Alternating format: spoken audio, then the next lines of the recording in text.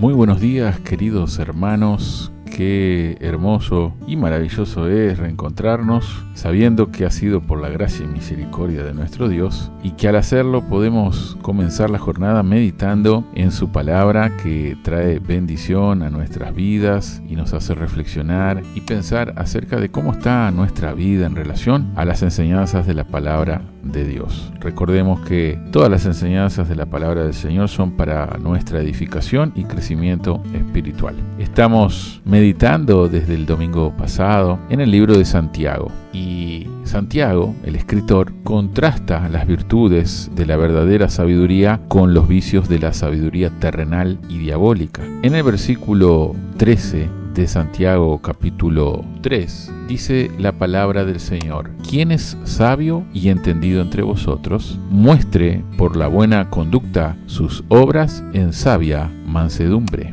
En este versículo se describe las virtudes de la sabiduría positivamente. Y si leemos los versículos 14 y 15 del mismo capítulo, dice: pero si tenéis celos amargos y contención en vuestro corazón, no os jactéis ni mintáis contra la verdad, porque esta sabiduría no es la que desciende de lo alto, sino terrenal, animal, diabólica. Aquí se nos habla de lo negativo de la sabiduría, que no procede de Dios. El apóstol aquí menciona algunas cosas acerca de esta sabiduría diabólica. En primer lugar, habla de la revelación de esta sabiduría, y dice que si tú y yo queremos saber si la tenemos o no, nos será revelado por el hecho de tener celos amargos y contención en nuestro corazón. Y si tenemos estos vicios en nuestra alma, en nuestro corazón, pues no tenemos entonces la sabiduría que viene de lo alto. Y esto fue una revelación de que evidentemente en la iglesia había luchas para ser el primero, para ser líderes, y muchos de esos líderes se vanagloriaban de la sabiduría terrenal que tenían. Un gran predicador de antaño solía decir: cuando los perros se pelean por un hueso, significa que hay escasez de huesos. Cuando las personas pelean por la religión, significa que hay escasez de religión. Y cuando tú encuentras gente que tiene celos y envidia en su corazón, sin que importe lo mucho que sepan de la Biblia, esas personas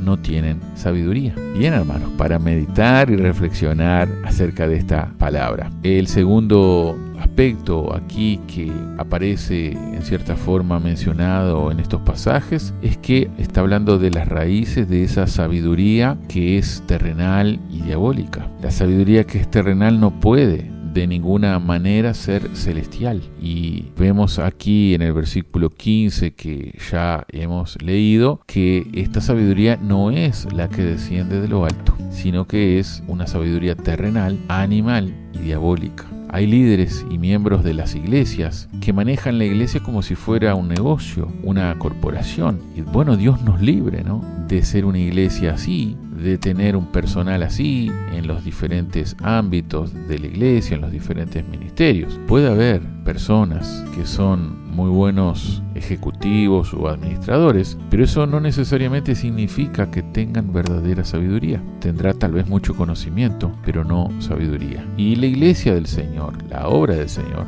no puede funcionar bajo los parámetros de la sabiduría mundana. Innumerables iglesias han sido destruidas por haber seguido esa sabiduría terrenal. Ahora bien, no estamos diciendo tampoco que no debemos tener buena administración en nuestras iglesias como creyentes. La forma en que percibimos las cosas debe ser diferente a cómo las ven aquellos que no son creyentes. Recordemos lo que dice 1 Corintios 2:14. Pero el hombre natural no percibe las cosas que son del Espíritu de Dios, porque para él son locura y no las puede entender, porque se han de discernir espiritualmente. Judas, en su breve epístola, dice en el versículo 19: estos son los que causan divisiones, los sensuales que no tienen al Espíritu. Aquí está hablando de personas que viven para sus sentidos, para sus instintos naturales, y que piensan que sentido común es igual a sabiduría, y piensan así porque no conocen la diferencia. Santiago aquí está marcando con mucha claridad la diferencia entre un tipo de sabiduría y la otra. Querido hermano y hermana, que nosotros podamos crecer en la verdadera sabiduría, en la sabiduría celestial,